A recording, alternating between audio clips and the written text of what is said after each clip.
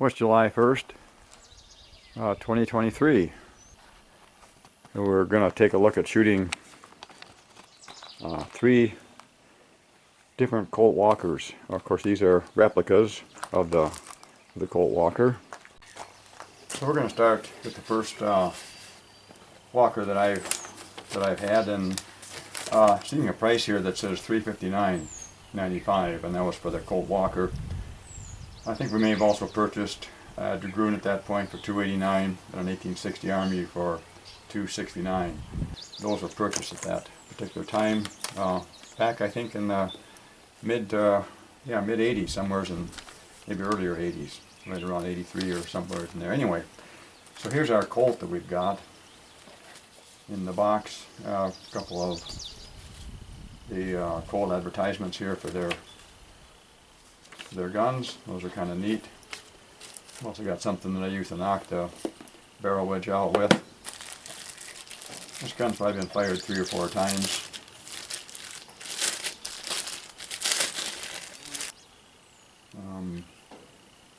Yeah, that's not rust or anything. That comes off some grease in the bag here on that. And so that's our Colt second generation. I did check on the twist rate of this particular gun, and it's running like 1 in 60 or 1 in 66. It turned out the second replica Walker that we purchased is this one from Uberti. It's always a temptation to go too fast, and I'm going to talk about that here in a minute with this Colt chisel that we've got sitting by this gun.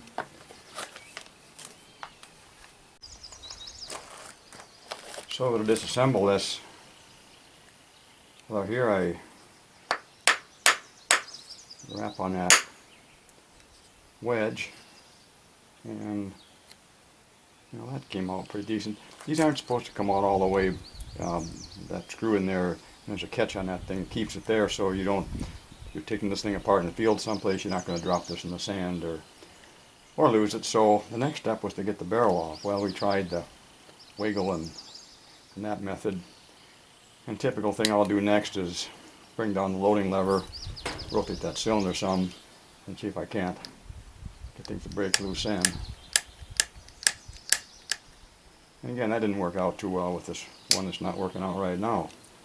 So next step, you know, if that doesn't work, I know better now. I think what I would do here is heat this barrel some in the first place on this particular gun, but that's not what happened first time. So anyway, let's see if we can find a wedge here and put this in between the end of the cylinder here and the barrel, and see if we can tap that a little bit and get things to move.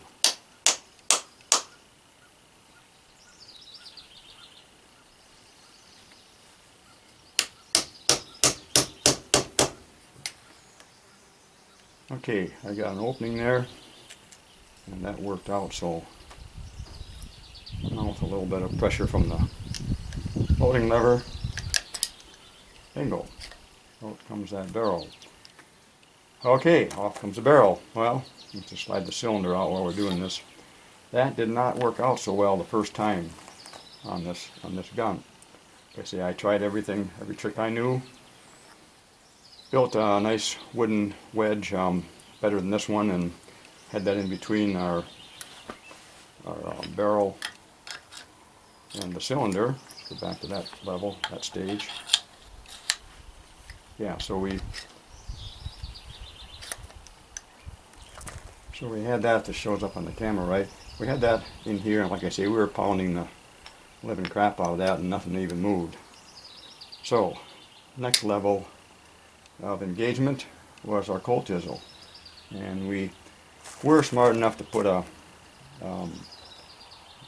heavy duty paper, cardboard, whatever in there so that it wouldn't mar the cylinder up. And then I went right in here and I started whacking on that, and about that time I road rage got the best of me, and I just kept on whamming on that thing. Well, finally it did give way.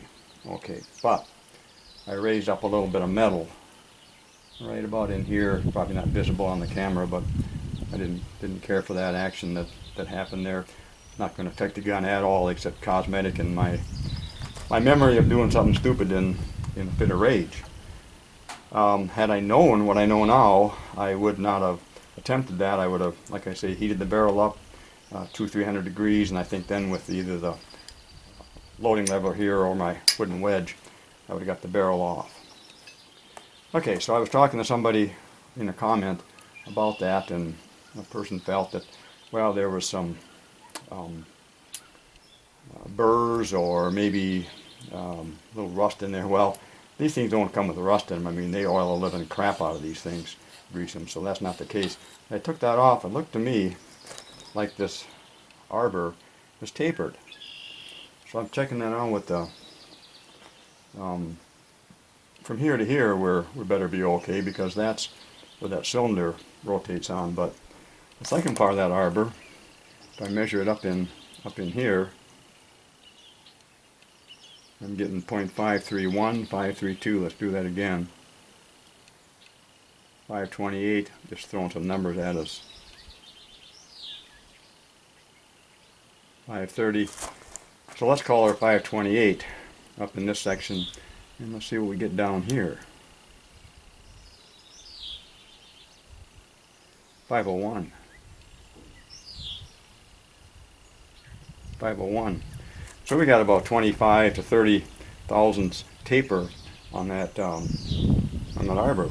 Can you imagine that? Doing that 200 years ago, and I would guess these are replicas, and that's the way Uberti had to do them, because that's the way Colt did them. Let's put this gun back together, and oh, I should mention one of the reasons that I purchased this. I mean, I already had the actual Colt second generation. And I say that one had a twist of 1 in 60. This one has a twist about 1 in 16. So I look down the barrel of this thing. I'm getting really a fast twist. And I wanted to see the difference between the 1 in 16 and the 1 in 60, because that 1 in 60 just never. I really felt it never gave me accuracy or grouping capability. There's flyers and stuff going on, and I just didn't have a lot of luck with it. So I wanted to see what the 1 in 16 would do. So that'll be more evident once we get to shooting this gun. So we'll put it away right now and take a look at the third Walker that we purchased. I went back to our original Colt because I just wanted to see, I say original, second generation Colt. I wanted to see if the arbor here is tapered on this one also. So let's measure up in here.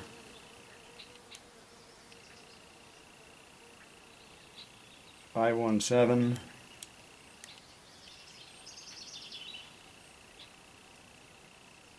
519. And we got to the end. Let's leave it at. Okay, we got 518. Let's go out to the end, and I tighten this up here so I can see if there's any wobble here out in the end. See if the camera gets in there, you can hear that. Sure enough, so figured that probably the way it would be. Let's measure that one and see. We're at 518, 520 in this section. And out here towards the end, 497, 498. So yeah, again, about 20 thousandths taper in that couple inches. So Colt was doing the same thing, and I'm not sure it was actually Colt.